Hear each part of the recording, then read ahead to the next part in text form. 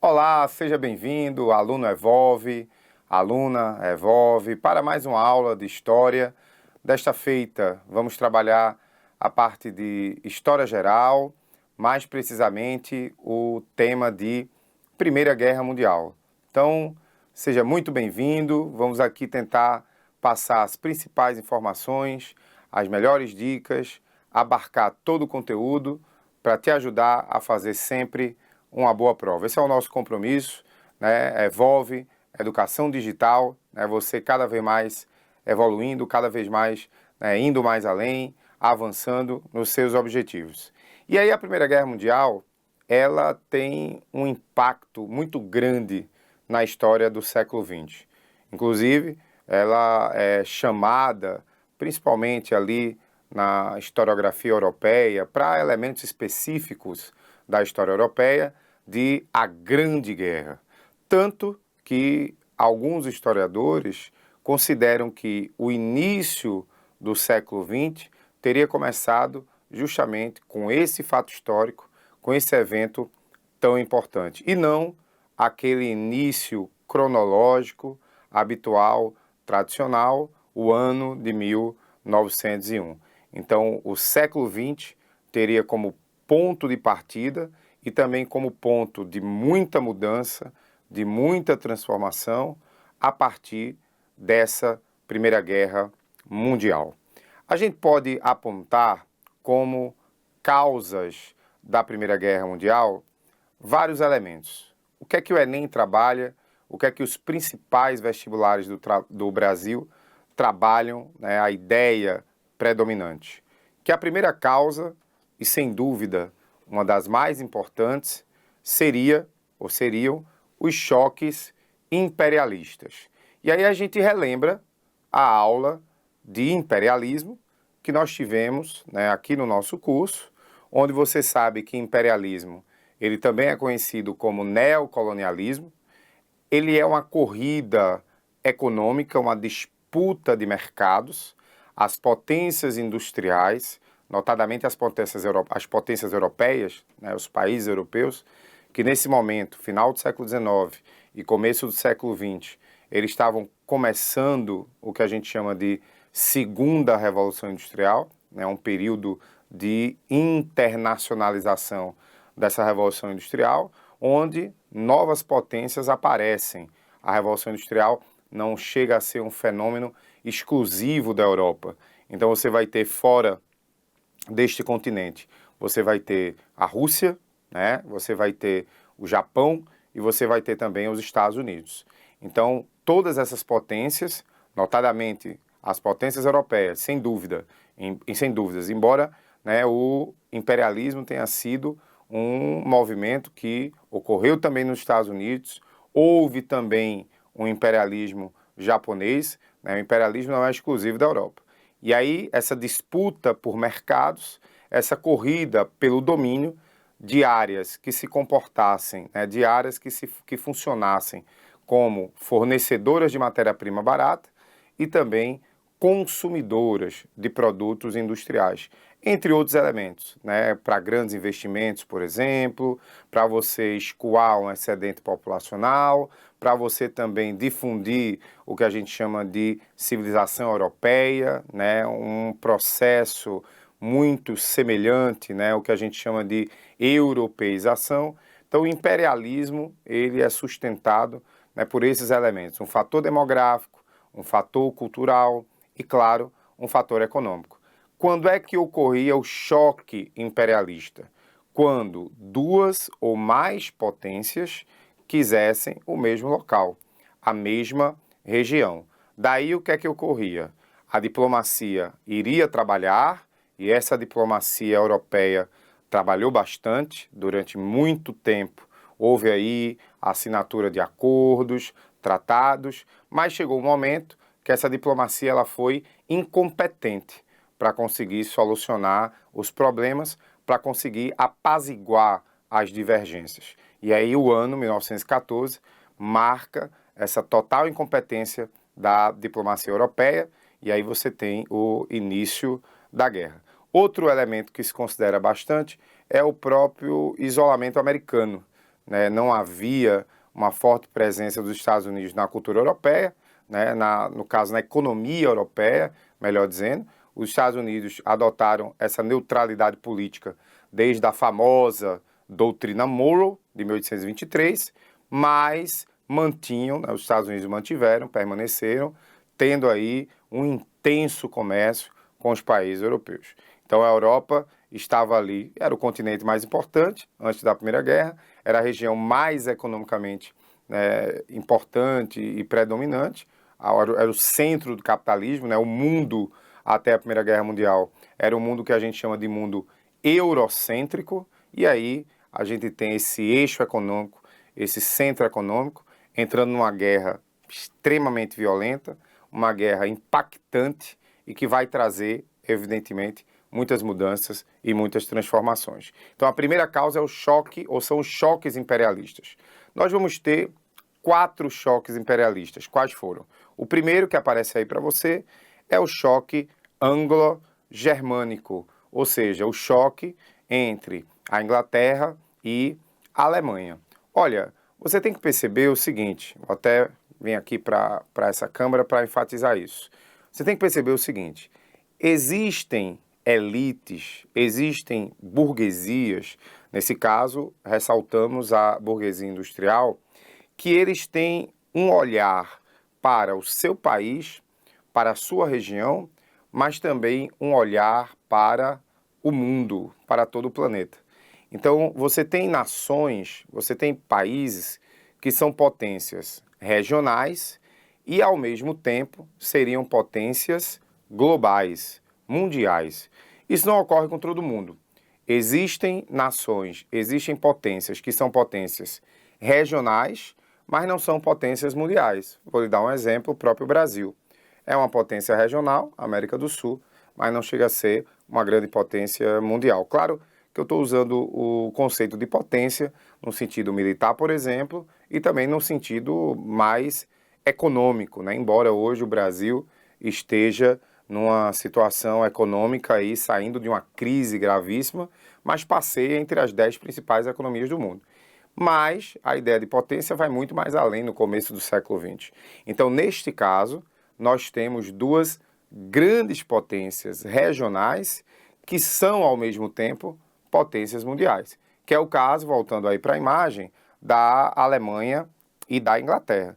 Então, essas 2 potências, elas disputavam os mercados europeus, as rotas internacionais europeias, mas também disputavam as rotas mundiais, os mercados mundiais. Então, a gente tinha esse choque anglo-germânico. Olha aí, né, tem um gráfico para você, o Enem trabalha muito com gráfico, e você vai perceber, vou pegar aqui a nossa caneta, que você tem aqui, ó, 1860, né, em vermelho a Alemanha, em azul a Inglaterra. Então, no final do século XIX, você vê a Alemanha, né, bem aí inferior à Inglaterra. Quase que a Inglaterra produz 4 vezes mais, né, um pouco mais, o quádruplo da Alemanha. Quando chega em 1913, ó, aí veja a diferença, né, empate técnico. Você vai ter a Inglaterra com produzindo, né, 290 milhões de toneladas de carvão, enquanto que a Alemanha, 279. É quase ali, né, um empate, entendeu? A margem de erro, como a gente diz em pesquisa. Mas no outro gráfico, se você perceber, ó, você tem aí, ó, década de 1880, final do século XIX, produção de aço. E aí, em azul, a Inglaterra, em vermelho, a Alemanha. A produção inglesa era o dobro da produção alemã, é um pouco mais que o dobro. Mas quando chega, ó, 1910, bem pertinho da Primeira Guerra Mundial, ó, olha a Alemanha ultrapassando a Inglaterra. Essa data aqui, ou essa superação aqui, ela ocorre principalmente a partir da unificação. A unificação alemã, né, a formação da Alemanha como a gente conhece hoje.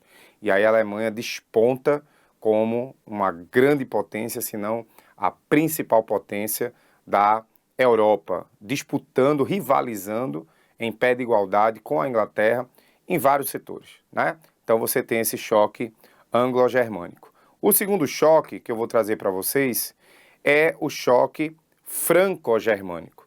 ou seja, o choque entre a França e a Alemanha. Esse choque, ele tem um ingrediente especial. Qual é? Justamente a Guerra de Unificação que eu citei agora há pouco. A Alemanha vence a França numa guerra, né, violenta, que é a chamada Guerra Franco-Prussiana. Você lembra, nas aulas de História Geral, que nós vimos que o Reino da Prússia foi o reino que liderou essa unificação, e aí, como humilhação, como derrota, né, uma espécie de espólio de guerra, a França tem que dar à Alemanha uma região muito importante, um mercado fornecedor muito importante, como mostro na imagem, que é a região da Alsácia-Lorena. Olha aqui, vou mostrar aqui para você, é uma região fronteiriça entre a França, né, esse mapa é um mapa francês, mas dá para a gente perceber aí, e também a Alemanha. Olha aí, Alsácia-Lorena. E essa região, minha gente, é uma região muito importante economicamente. É uma região produtora de carvão mineral, matéria-prima importante para a industrialização. É por isso, olha aí, que a Alemanha acaba despontando, né, na produção industrial europeia e superando a Inglaterra em vários momentos. A França nem se fala, né? A França foi derrotada, foi humilhada. A França apareceria aí como uma terceira potência europeia naquela época. O terceiro choque, continuando, vai ser o choque russo-germânico. O que é que a gente tem aí? Veja, primeiro uma leve impressão, não sei se você viu, né, que o choque anglo-germânico, o choque franco-germânico, o choque russo-germânico, parece que a Alemanha é que é a grande responsável, é que seria a grande culpada. Não vá muito por aí, né? É bem verdade que o capitalismo alemão estava crescendo, estava se desenvolvendo, e a questão vai ser muito simples. E essa Alemanha está incomodando muita gente. Essa Alemanha está assustando muita gente, né? Uma Alemanha incomoda muita gente, né? Duas Alemanhas incomodam muito mais. Então, esse crescimento alemão está tirando espaço, está ameaçando a influência, principalmente da Inglaterra, vimos agora da França e também da Rússia. O que é que ocorre? A construção de uma ferrovia como símbolo desse auge do capitalismo alemão. Essa ferrovia, ela é chamada de Expresso do Oriente, ou Ferrovia Berlim, olhe no mapa, Constantinopla e Bagdá. Bagdá apareceu aqui. Nunca chegou a ser totalmente concluída.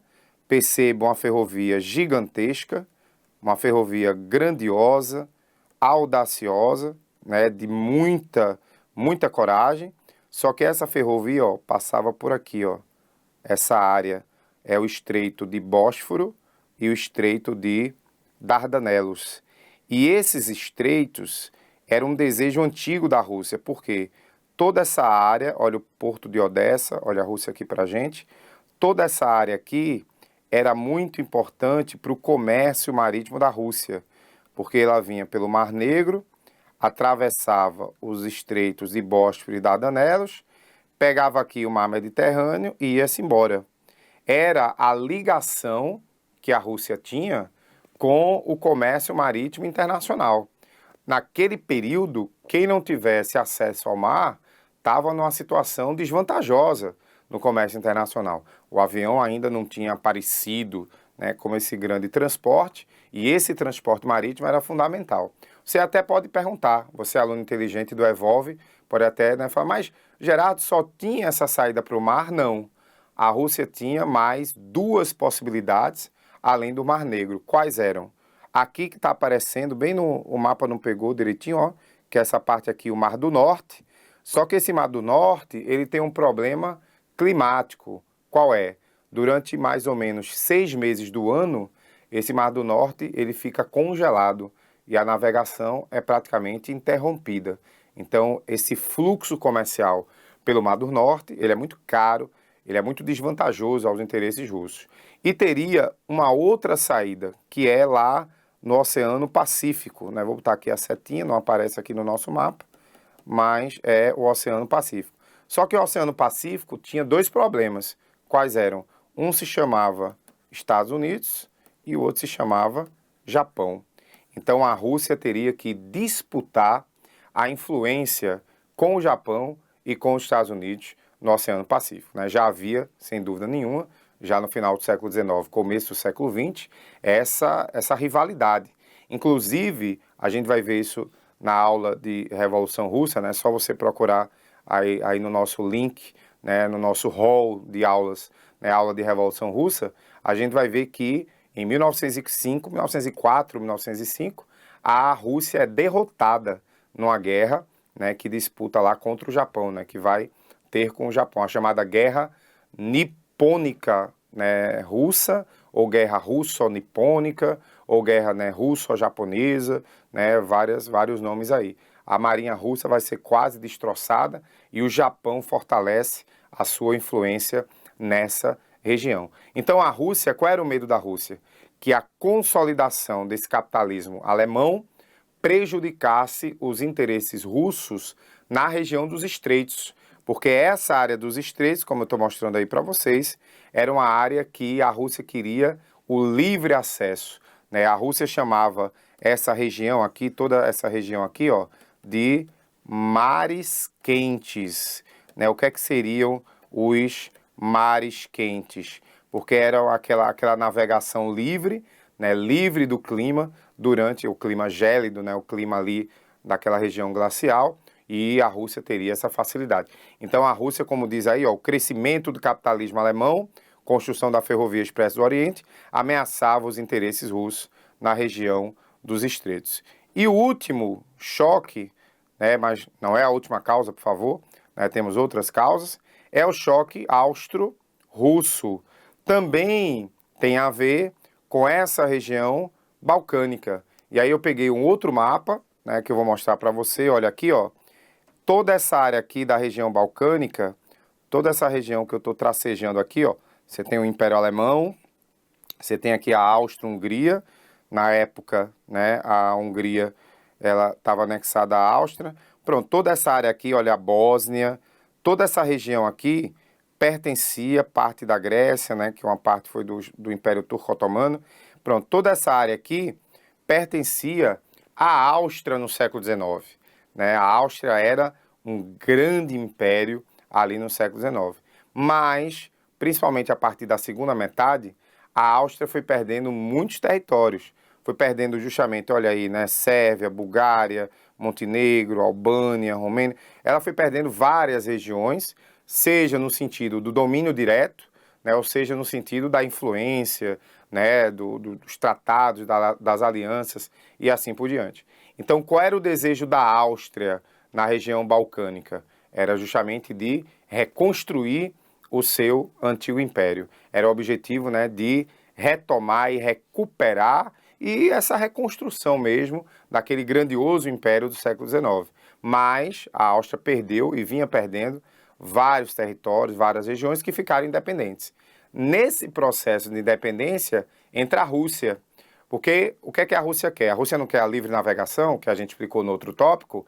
Então a Rússia ela vai procurar ajudar esses estados, principalmente os estados eslavos da região balcânica, para em troca ter a facilidade, ter a livre navegação dos estreitos. Então a Rússia ela vai ajudar essas regiões dominadas pela Áustria, principalmente as regiões compostas, né, pelos povos eslavos, né, pelos povos de origem eslava, para justamente após consolidada a independência, né, feita a independência, a Rússia conseguir ter um acordo que a beneficiasse nesse sentido de livre navegação, de livre acesso do Mar Negro e também dos estreitos. Porque veja, quem jogou War não vai ter dificuldade nenhuma.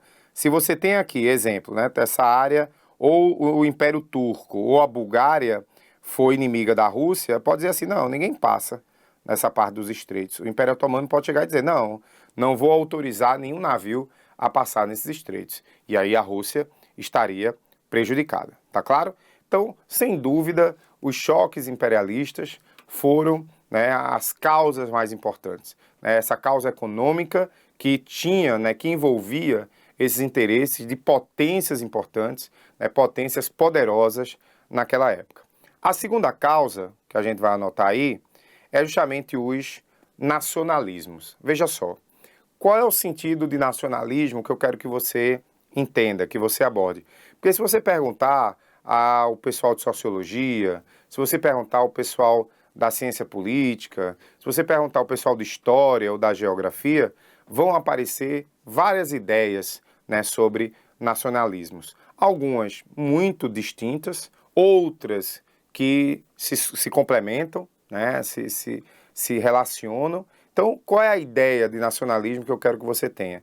O nacionalismo, ele vai ser um discurso adotado, muitas vezes, pelas forças governamentais, né, pelos estados, para que esse discurso, ele sirva como uma espécie de instrumento onde a população vai apoiar as decisões de governo.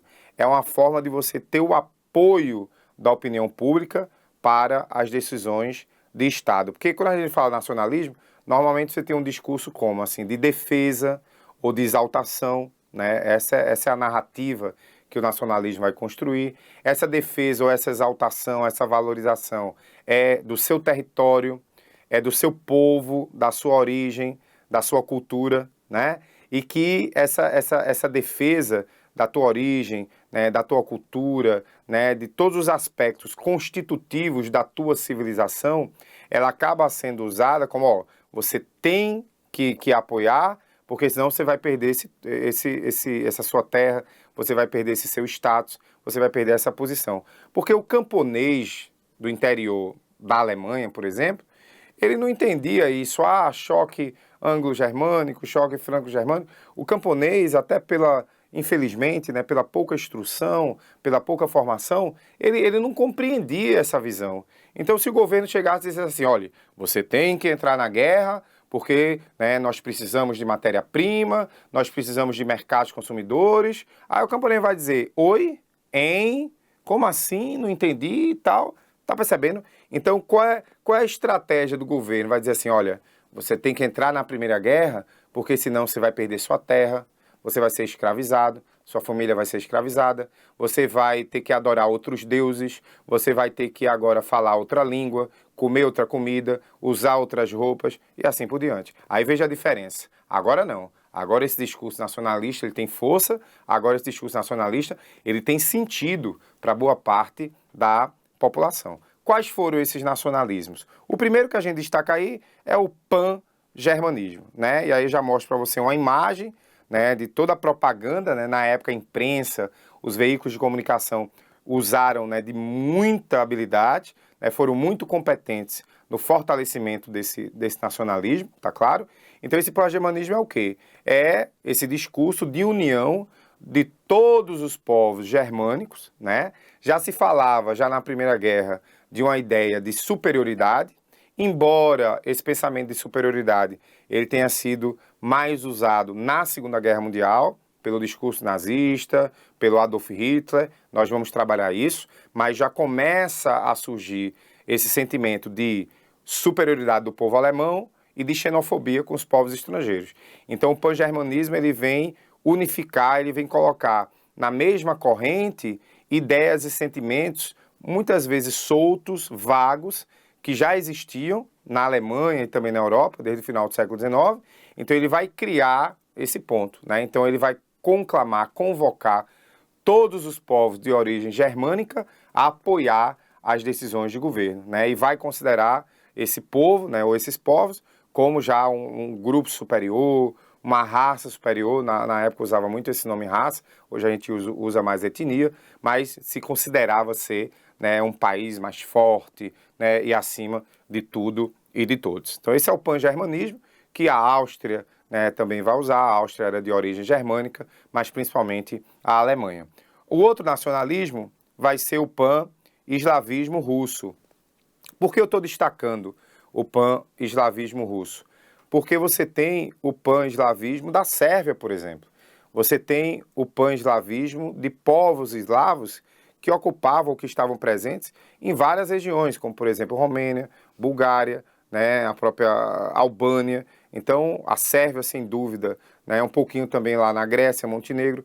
Então, a Sérvia concentrava o grosso, a grande quantidade de povos eslavos, mas, né, havia também, né, outras regiões. Aí, qual é a ideia do eslavismo russo? A Rússia se autoproclamava a si mesma, ela própria, né, estou usando esse pleonasmo de forma proposital, como a mãe Rússia, a defensora de todos os povos de origem eslava, né? Então, a Rússia, ela se joga como a defensora desses povos e começa a difundir um sentimento nacionalista, motivando esses povos a ficarem independentes, motivando esses povos a formarem os seus estados nacionais, mas, claro, esses estados ficariam sob a tutela, sob a égide, sob a influência do Estado russo. E aí, mostrando aqui na imagem, é justamente isso, né? A Rússia se proclamava a mãe russa, olha aí, uma imagem forte,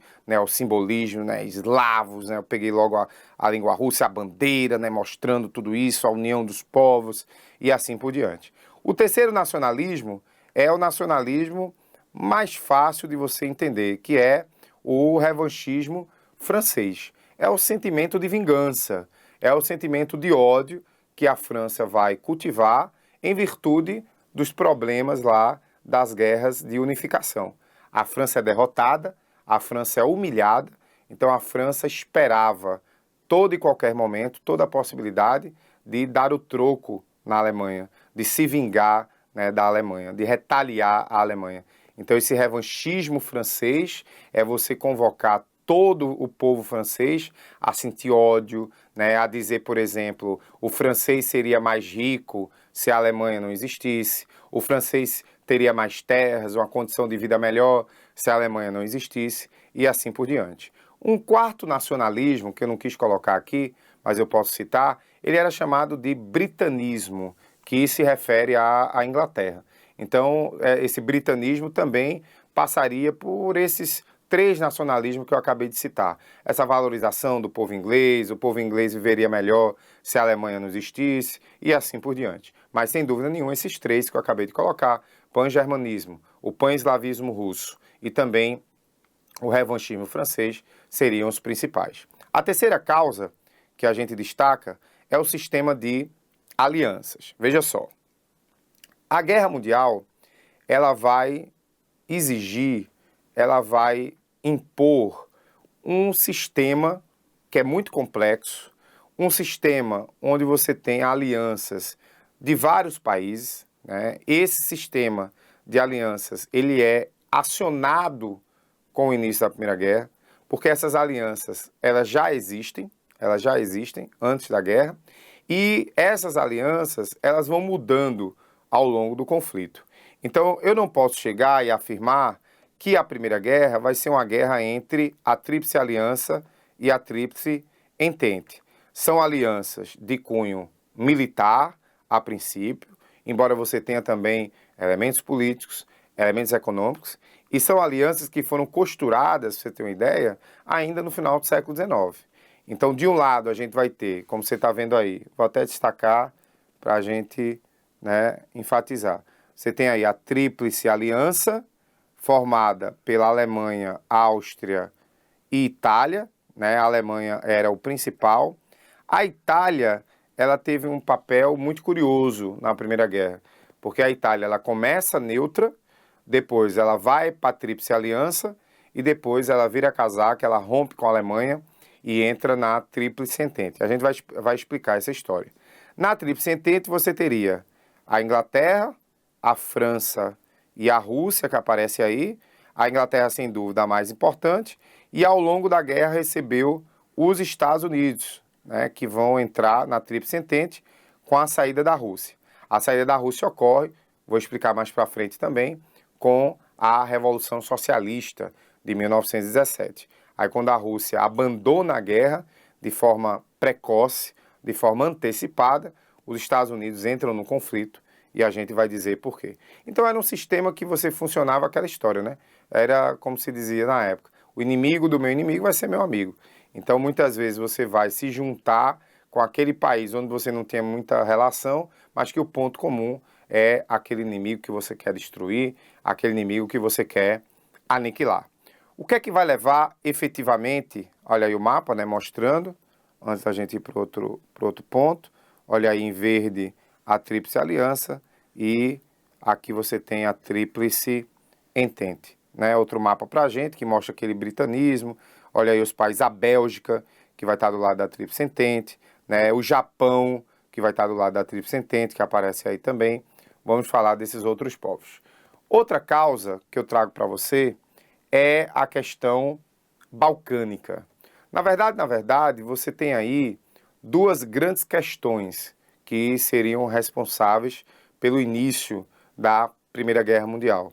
A questão marroquina, que quase a guerra começa ali, né, vai ser resolvida em 1906 com o Tratado de Algeciras, né, o Marrocos acaba se tornando o palco de uma disputa entre França e Inglaterra de um lado e a Alemanha do outro lado, e nessa disputa a guerra não aconteceu porque a Europa não estava preparada para a guerra.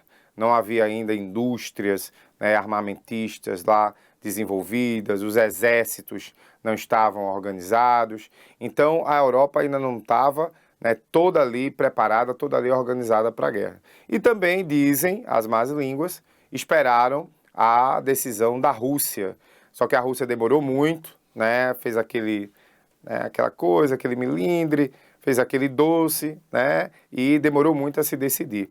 Por que essa espera pela Rússia? Porque, historicamente, em todas as guerras europeias, exceto a Guerra da Crimeia, onde a Rússia teve, o time que a Rússia jogou foi o time vencedor. Então, a Alemanha e a França esperavam esse aceno da Rússia, como também a Inglaterra, né? Então, de um lado, você tinha a Inglaterra e França esperando essa decisão, porque era tudo parente, viu? Não se iluda não, era tudo neto da rainha da Inglaterra, né? Todo mundo era primo. Pra você ter uma ideia, o Nicolau II, que era imperador lá da Rússia, ele era parente, né? Ele era primo do Kaiser, né? Lá da Alemanha, o Guilherme II. Então, assim, você tem essas alianças sendo costuradas por fatores até familiares. Então, de um lado, Inglaterra e França, esperando essa decisão da Rússia, e do outro lado a Alemanha, uma decisão que não veio. Então os três países se reuniram, né, na cidade de Algeciras e fazem lá um tratado, onde a Alemanha recebe um mimo, né, recebe o cala-boca, que é uma parte do Congo, e a França se retira do Marrocos, né, e aquela margem ali do Marrocos passa para a Espanha. A guerra não aconteceu por uma sorte, a guerra aconteceu assim porque não era para acontecer, mas ela pode acontecer em algum momento. Ela pode acontecer amanhã, para a semana, próximo mês, e quando acontecer, agora a gente tem que estar preparado. Então esses países, eles instauraram uma espécie de paz armada, né? Era paz porque você não tinha um conflito, e era armada porque a Europa estava se preparando para esse conflito. A indústria bélica aquecendo, os exércitos, né, começando a ser organizados e assim por diante. Então havia esse sentimento já de desconfiança de que o conflito podia acontecer. E, lógico, né, quando vem a questão balcânica, é o estopim, não é a causa principal, é a gota d'água, que foi a tentativa, olha aí na imagem, né, a tentativa e o sucesso, né, do assassinato do príncipe austríaco, o Francisco Ferdinando, que foi arquitetado por esse menino, está aparecendo aí, essa é a foto do Tinder, que é o Gravelo Príncipe. Então ele fazia parte de um grupo terrorista lá na região da Bósnia, né, chamada Jovem Bósnia. Essa região da Bósnia, que é a capital Sarajevo, era dominada pela Áustria, e o Francisco Ferdinando, né, o Franz Ferdinand, ele foi lá para tentar amenizar as questões, né, evitar o separatismo bósnio, mas ele acaba sofrendo esse atentado, foi um atentado extremamente atrapalhado, mas no final das contas deu certo, e essa morte do Francisco Ferdinando é que vai levar justamente a iniciar ou dar start no sistema de alianças. Por quê? Porque a Sérvia, ela vai ser a grande assim, suspeita, né? A Áustria acusa a Sérvia, porque o grupo Jovem Bósnia era ligado a um grupo sérvio chamado Mão Negra, que não tem nada a ver com Toru, Jack Chan, o tio, nada a ver. E aí, resultado, a Sérvia vai ser culpada, mas vai se negar. Não foi eu e tal. Aí o que é que a Áustria faz? Tudo bem, vamos então fazer uma comissão mista de investigação, formada por policiais austríacos e formada por policiais sérvios. A Sérvia não concorda, né? É uma declaração de culpa, segundo o raciocínio da Áustria, e aí a Áustria pega e declara guerra à Sérvia. Como a Sérvia ela era eslava, quem é que vai ficar do lado da Sérvia? É justamente a Rússia, é o pan-eslavismo. Aí a Rússia fica do lado da Sérvia e declara guerra à Áustria. Como a Áustria ela era germânica, quem é que vai ficar do lado da Áustria? É isso mesmo, é justamente a Alemanha. A Alemanha pega, fica do lado da Áustria e declara guerra à Rússia. Quando a Alemanha declara guerra à Rússia fazia parte da Tríplice Entente, né, a Entente Cordiale, ou a Entente, né, com a pronúncia correta, Cordiale, e aí a Inglaterra e a França vão ficar do lado, né, do lado da Rússia. Muito embora a Inglaterra só entre ali quando a Bélgica, né, que declarou-se neutra, a Alemanha não respeitou, e aí a Inglaterra entra de cabeça, né, no conflito. Aí começa a Primeira Guerra Mundial, certo? Tranquilo? Mas vamos lá, tem alguns pontos importantes ainda.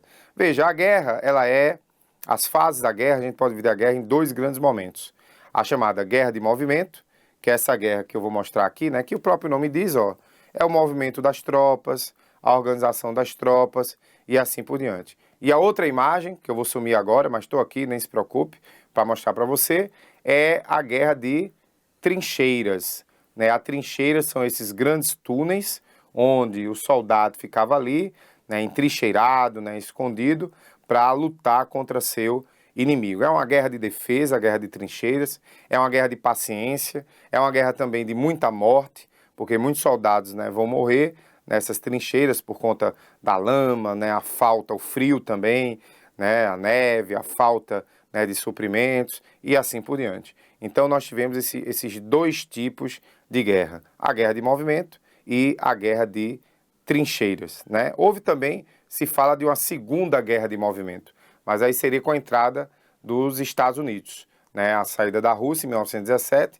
e aí os Estados Unidos, eles interrompem a guerra de trincheira e vem aí uma nova guerra de tropas, né? As tropas americanas e toda essa movimentação, mais uma vez, na Europa. Veja, quais são os principais pontos para você aí, não pode deixar de lembrar, né, para você fazer uma boa prova, responder qualquer questão da Primeira Guerra, em qualquer exercício. Primeiro, a Itália entra do lado da Tríplice Entente. É aquilo que eu disse anteriormente. A postura da Itália é uma postura muito confusa. A Itália era uma potência europeia, mas era uma potência meio Nutella, meio capenga. A Itália queria ter algum aliado, ter alguma potência amiga que a ajudasse para superar os problemas causados com a unificação italiana, que foram os mesmos, o mesmo período, né, os mesmos processos que estiveram presentes na unificação alemã em 1871. Então a Itália ela começa neutra, mas depois enxerga na Alemanha essa possibilidade de melhoria, mas aí a Itália é seduzida por uma cantada, por uma pala, por um flerte da Inglaterra. A Inglaterra chega para a Itália e diz assim: se você vier para o meu lado, eu prometo lhe conceder vários privilégios, vários benefícios, entre eles colônias da Alemanha. Aí a Itália, né, encheu o zoinho, aquela coisa toda, né, tal, agora, e vamos embora, e aí ficou do lado da Inglaterra. Ao final, a Itália vai ser tratada como derrotada, não recebe, né, aquilo que a Inglaterra prometeu, que foi de boca, não foi nada assinado, foi nada oficial, e a Itália aí entra numa grave crise, numa profunda crise pós-Primeira Guerra Mundial, e vai ser um terreno fácil, vai ser um alvo fácil para o discurso fascista, né, que a gente vai ver mais para frente. Outro ponto importante é a saída da Rússia. Vou pedir sua paciência, porque a gente vai ter aí a aula sobre a Revolução Russa. Só você colocar pause nessa aula aí e você vai lá no nosso link e assiste a aula sobre a Revolução Russa. Mas vou dar um spoiler, que foi que houve. A saída da Rússia abre um vácuo na Tríplice Entente, abrindo a possibilidade da derrota da Tríplice Entente. E aí, essa situação fica uma situação desesperadora.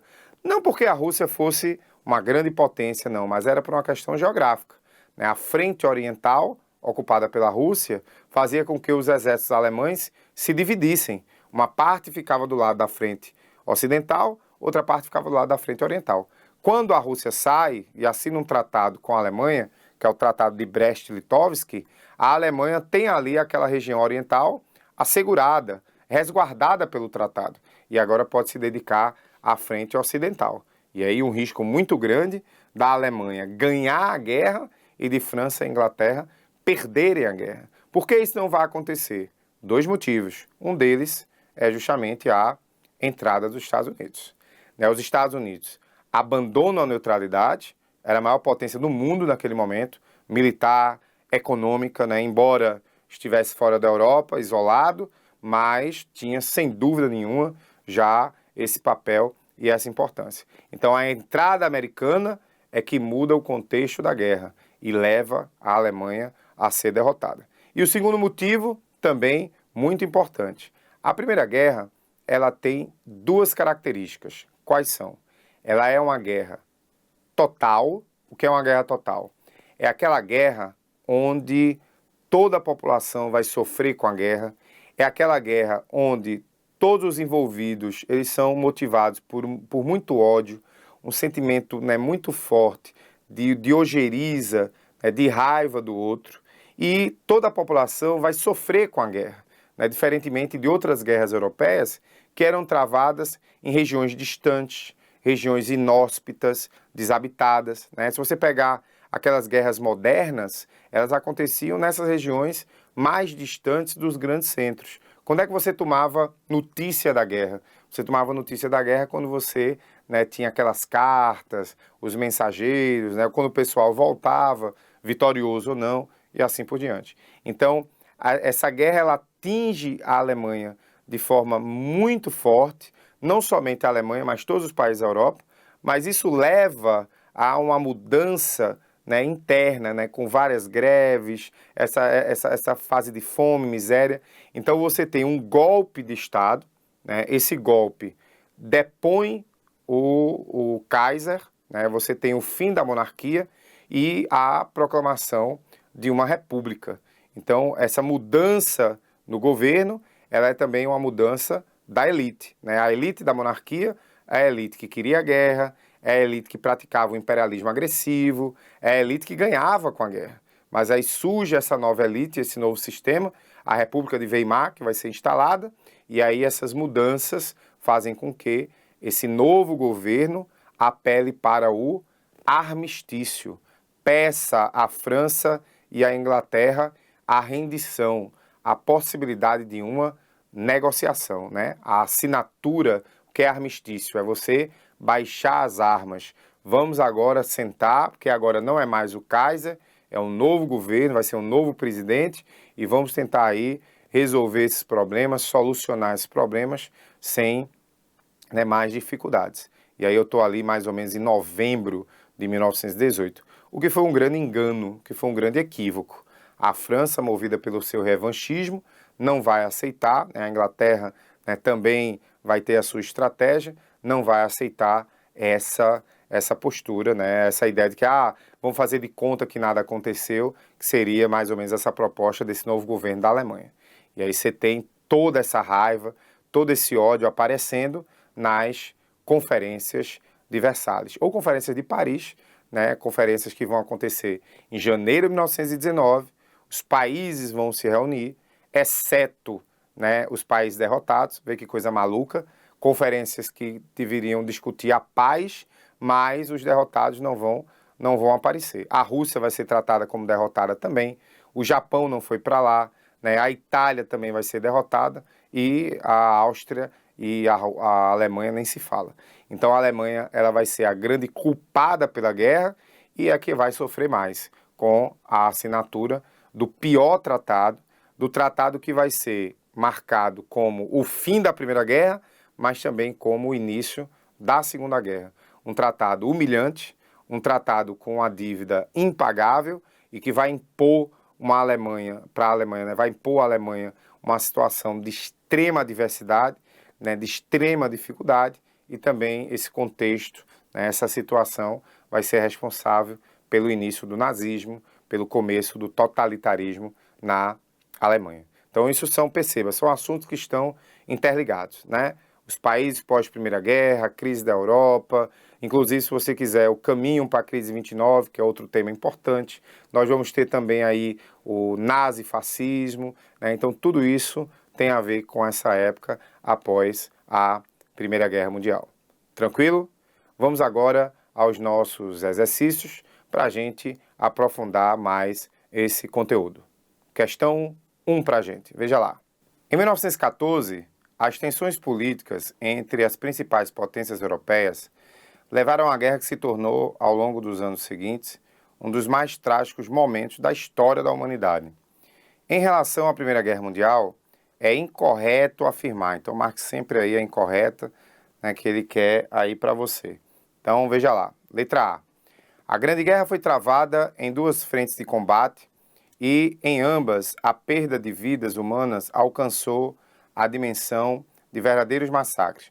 Verdadeiro ou falso? Olha, tá verdadeiro, né? Você tem aí, na verdade, a frente ocidental, de um lado a Alemanha, principalmente, contra a Inglaterra e França, e a frente oriental, que seria a Alemanha contra a Rússia naquele período, certo? Então tá verdadeiro. B. Na guerra de 1914 e 1918, foram utilizadas novas tecnologias de comunicação e transporte, proporcionando um avanço científico acelerado. Verdadeiro ou falso? Também está verdadeiríssimo. Olha, a Primeira Guerra Mundial, ela é uma guerra híbrida. Ela tem elementos ainda daquelas guerras modernas, né? Por exemplo, cavalaria, mas ela teve também alguns elementos tecnológicos. O tanque, o avião, a metralhadora, né? Embora o avião tenha sido muito mais utilizado para transporte, ajuda hospitalar e por aí vai. Então você tem uma guerra que tem elementos ainda daquelas guerras modernas, né, daquelas guerras antigas, mas você tem também avanços tecnológicos, né, o gás de mostarda, né, você tem aí a máscara de gás e outros equipamentos e ferramentas que também foram inventados. Então está correto. Letra C. Por envolver grandes potências coloniais, a Grande Guerra atingiu populações não europeias, o que deu ao conflito uma dimensão mundial. Verdadeiro ou falso? Perfeito também. Só que ela é uma guerra no caráter mundial na esfera muito do político, né? Mundialmente ela é sim uma guerra política, mas ela no aspecto militar, ela é uma guerra quase que exclusivamente europeia. Ela é uma guerra civil europeia. Então a gente vai ter muito mais a participação das colônias a partir da Segunda Guerra Mundial. Mas também houve um pouquinho na Primeira, principalmente nesse aspecto político. Então a resposta parece ser mesmo a letra D. Vamos lá. A Grande Guerra decorreu da tensão política e ideológica entre americanos e soviéticos? Não, soviéticos não, tá falso. Né, na disputa por áreas de influência no continente europeu. Na verdade, essa guerra que a alternativa está trazendo para a gente, ela vai ser a Guerra Fria, né? Então, a resposta realmente vai estar na letra D. Vamos agora à segunda questão. Veja lá. Então, você tem aí, está mais ou menos assim. O princípio das nacionalidades, ou nacionalismo, foi a ideologia usada como base das lutas pela unificação da Alemanha.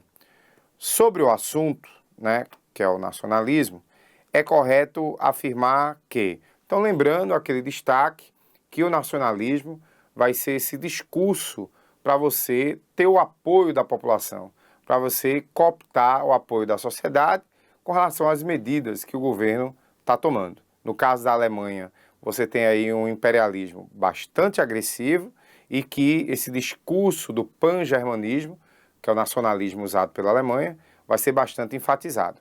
Aí diz assim, é correto afirmar, ele quer a verdadeira. Letra A.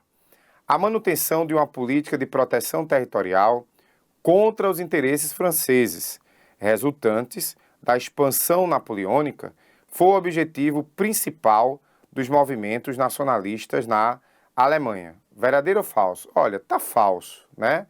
Isso se encaixa na guerra de unificação alemã, né, como diz, mas a pergunta é sobre nacionalismo.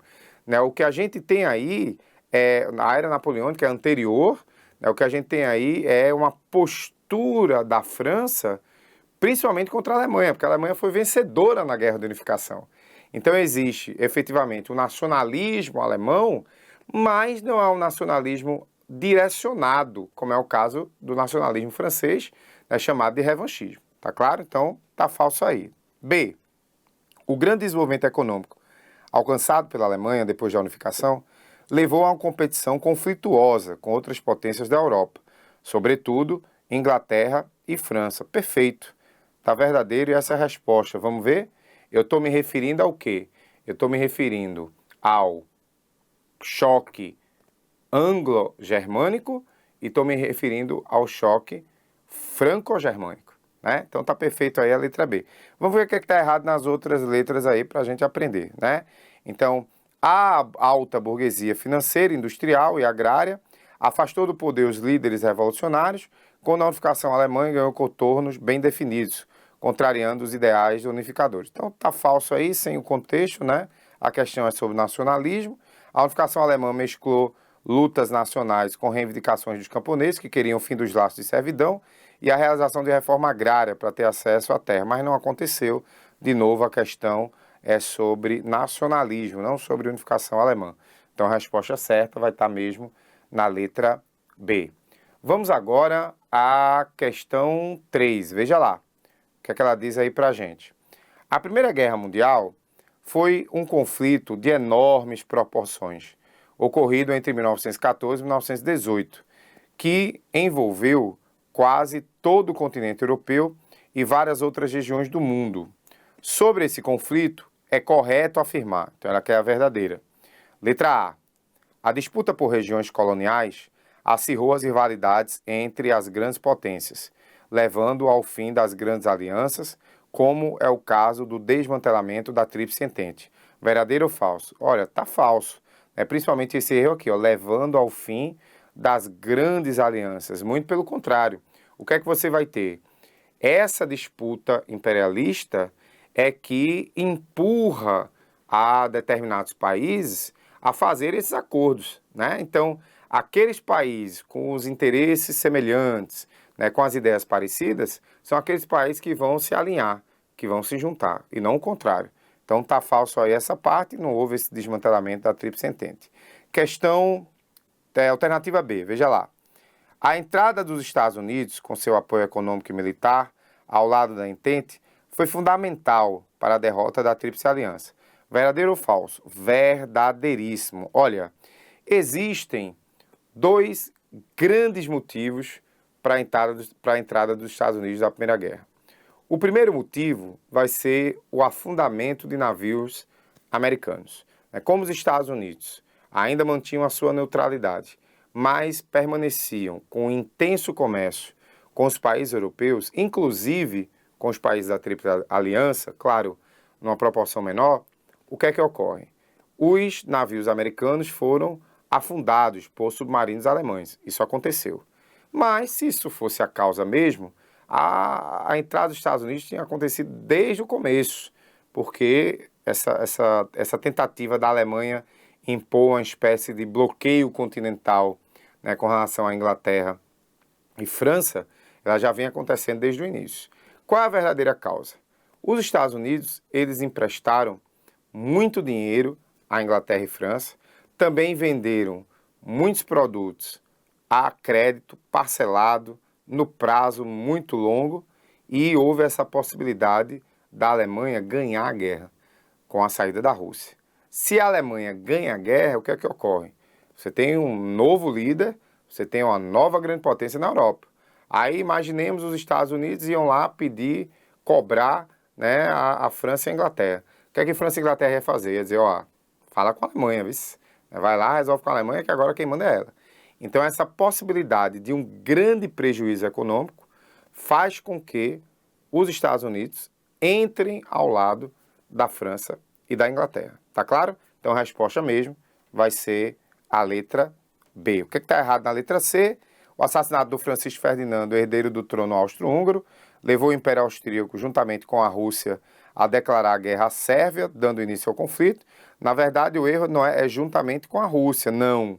A Rússia, ela fica contra a Áustria e do lado da Sérvia, né, que é o famoso pan-eslavismo. Então a Rússia não vai ficar do lado da Áustria, a Rússia vai ficar contra a Áustria e a favor da Sérvia. E o erro da letra D, vamos ver, ao final do conflito, a Alemanha impôs à França a devolução dos territórios da Alsácia-Lorena, ricos em minério, de ferro e de carvão. Não, é o contrário, né? A França impõe à Alemanha justamente esse Tratado de Versalhes, que é um tratado extremamente agressivo, e essa determinação. A região da Alsácia-Lorena teria que retornar para a França, ok? Vamos agora para a quarta questão. Veja lá. A quarta questão, muito tranquila aí para a gente, tem mais ou menos assim. A Primeira Guerra Mundial, Grande Guerra Mundial, perdão, foi um conflito de largas proporções e consequências desastrosas para a Europa e para o mundo, tanto do ponto de vista humano quanto do ponto de vista material. Pode-se afirmar sobre este acontecimento histórico que, olha, os números, eles diferem, né? Você tem aí, por exemplo, se fala em 20 milhões de mortos, mais ou menos, né? Você tem aí 20 a 30 milhões, você tem aí uma crise econômica gravíssima, né? O mundo deixa de ser um mundo eurocêntrico e quem assume esse papel do centro econômico são os Estados Unidos. E também a Europa, ela vai perdendo devagarinho a sua influência diplomática, a sua influência política. Quando chega na Segunda Guerra, mais um grande conflito, de grandes proporções, aí sim a Europa vira um quintal dos interesses das grandes potências, Estados Unidos e União Soviética. Está iniciada a Guerra Fria. Então, a gente tem aí, após a Primeira Guerra, efeitos econômicos assustadores, avassaladores para a economia europeia. Aí tem assim, continuando. A Inglaterra e a França estavam mais avançadas tecnologicamente do que a Alemanha. Verdadeiro ou falso? Falso. Era justamente o contrário. A Alemanha tinha um exército maior. A questão da marinha, há discussões. Mas aí a França e a Inglaterra estavam, não. Justamente o inverso. Letra B. As colônias não contribuíram para o esforço de guerra nos países beligerantes. Também está falso. O erro é esse advérbio de negação. As colônias vão contribuir, apesar de que a guerra, ela tem, para ser uma guerra mundial, ela tem um ingrediente muito mais político do que efetivamente militar. C. A Alemanha assumiu o pagamento pelos danos causados pela guerra, em termos razoáveis e recíprocos. Falso também. O tratado é uma humilhação, o tratado é uma agressão à Alemanha, inclusive é considerado a primeira causa para a Segunda Guerra Mundial. Letra D.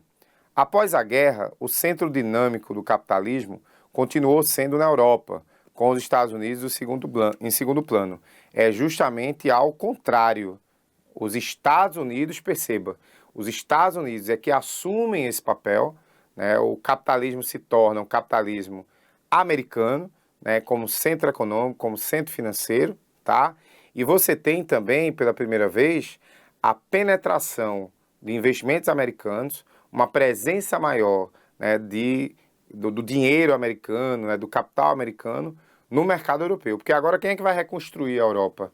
São justamente os Estados Unidos, prestando dinheiro, inclusive para a Alemanha, prestando dinheiro para a França, e prestando dinheiro também para os Estados Unidos, tá?